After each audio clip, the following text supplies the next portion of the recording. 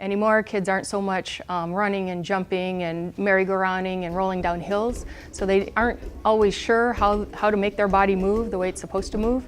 So that's what we're trying to replicate here. So the first exercises kind of help them figure out those movements, where they are in space, and integrating some reflexes, some primitive reflexes. We kind of went out slowly, recruited some teachers, people that were interested in doing it with their class, and we kind of started there with just a few classrooms here and there with teachers that were able to work that into their daily schedule. And so then the district kind of started looking at it and thought, hey, this could be great for every classroom. So this year we picked 4 pilot schools to be a little more involved in, to get them going on the path, and we're hoping to have great results. We did a pretty intensive in-service with all the teachers and all the people that would be involved, so they had a good foundational knowledge of what was expected and what the outcomes could be.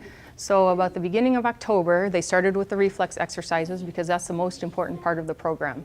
So they were expected to do that at least twice a week, all 4, and then if they can work 1 or 2 in their classrooms in between work that they're doing there, that's all the better.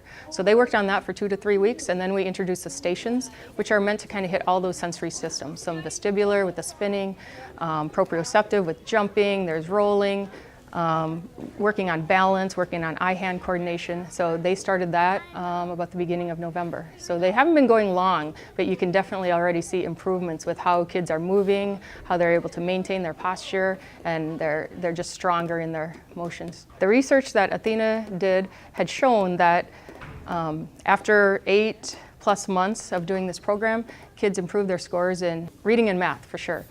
And so the idea is they're better organized in their body, so they can sit in their desk, and so that when they look up to the board, their body hasn't moved, so that they've lost their place on their paper. Those are the kind of ways it crosses over into the classroom. This isn't meant to replace recess. It's not meant to replace PE. You know, recess, they need that free exploration.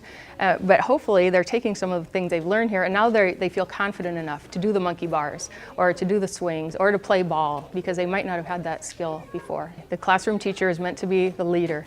We're here to kind of teach and consult and kind of get them started, but then the teacher is in charge of their classroom, and as you can see, they've been doing a great job. The kids really respond to them. They're well organized, and so they're moving through things in an efficient manner, because we don't want to take away from their classwork.